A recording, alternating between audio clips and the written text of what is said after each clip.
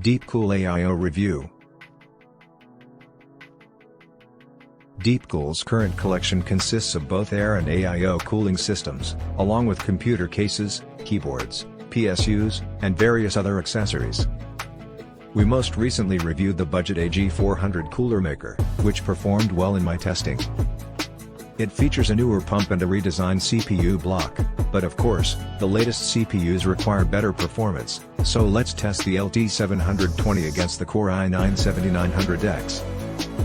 DeepCool's LT720 heatsink comes in a relatively large package that uses plastic covers, foam, and cardboard for protection. Installing DeepCool's LT720 was easy. You just push the back plate onto the motherboard, slide on the standoffs, and then screw down the fan to the heatsink. Next, you'll have to attach the heatsink to the cooling fins, and then put the cooler into the chassis. Finally, you'll just have to place the processor block on top of the CPU slot and tighten it down with the provided thumb screws. The final step is to install the infinity mirror above the processor block. One thing to keep in mind when installing the LT720. You should place the LT720 in the 6 o'clock position with its tubes facing down towards the motherboard. Doing so will improve performance. Most liquid coolers on the marketplace today are built using A-Stec designs, however, DeepCool's LT720 uses a 4th-gen in-home design.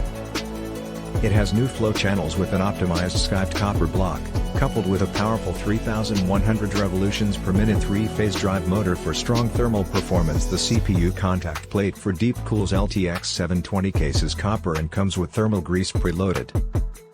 On the back of the LT720 is an RGB infinity light bar, which gives its CPU block a very unique look. You can manually refill the loop at any point if you wish, though doing so may void the warranty.